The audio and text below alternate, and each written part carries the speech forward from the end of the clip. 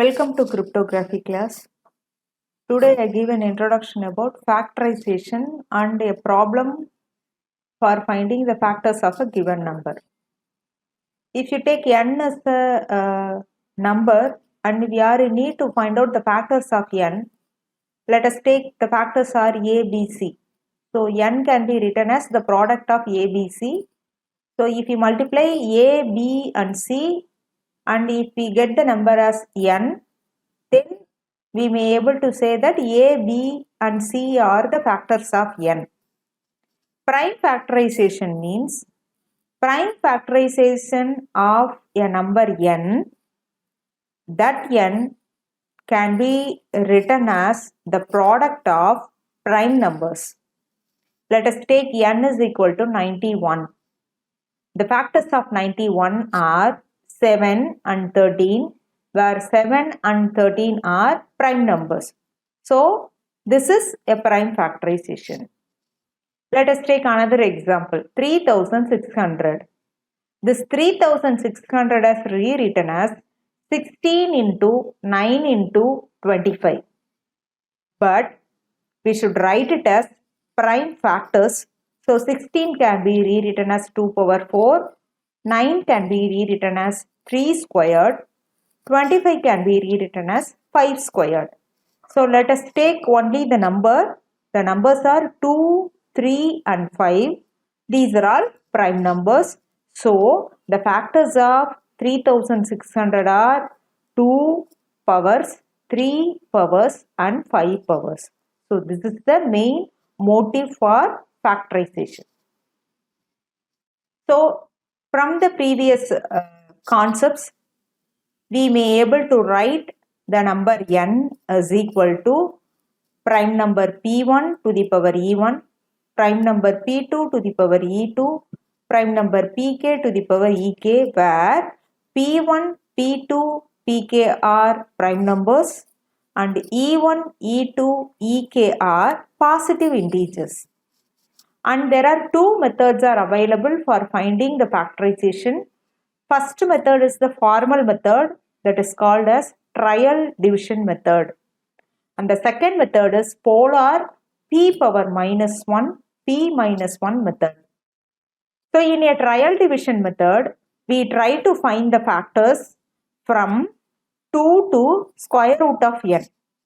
If n is the number and we are in need to find the factors of n, then we should apply the loop up to square root of n. So instead of n minus 1 loop, we only stop up to square root of n.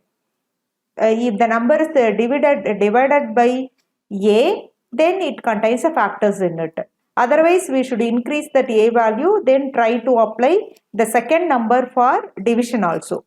So in this way, we may able to calculate factors of n. So this is the oldest method and it is a time tedious process for calculations.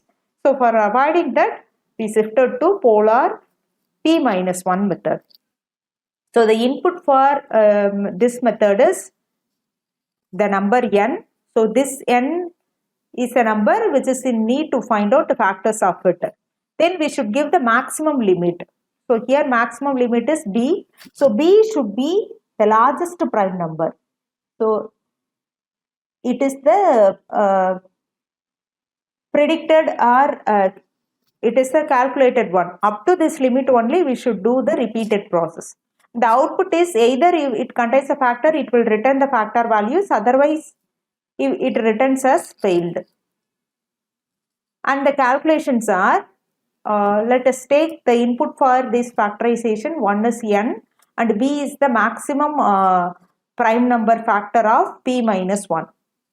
So and the initial a value is 2, initial power value is also 2. So we only increment the power value. So let us take the power value is e, initial e value is 2. So this loop should be repeated up to the maximum prime number limit b. And the calculation is a is equal to a power e mod n. So we calculate a power e mod n, the answer should be copied to a. Then we try to find out the p value. P is equal to GCD of a minus 1 and n. If the p value is greater than 1 and if it is less than n, then we should stop that process and p is the one of the factor of n. Otherwise, we should increase the e value by 1, then do the same procedure for calculation of p. So here p is a factor. If you find one factor, then if you divide that n value by that factor, we may able to find out the second factor value. So here p and p dash are the factors of n. So this is the main logic behind Pollard p minus 1 method. So here for the corresponding coding, the algorithm is rewritten here. So let us take an example for 93. So the sum of these numbers is multiples of 3. So 3 is one of the factor. So 93 can be written as 3 into 31. Let us take the first number as p. So p is equal to 3. Second number is q. Q is equal to 31. This method is Pollard p minus 1 method. So I may need to calculate p minus 1 and q minus 1. P minus 1 is 2. Q minus 1 is 30. This 30 is a composite number, so I may able to write the factors of 30.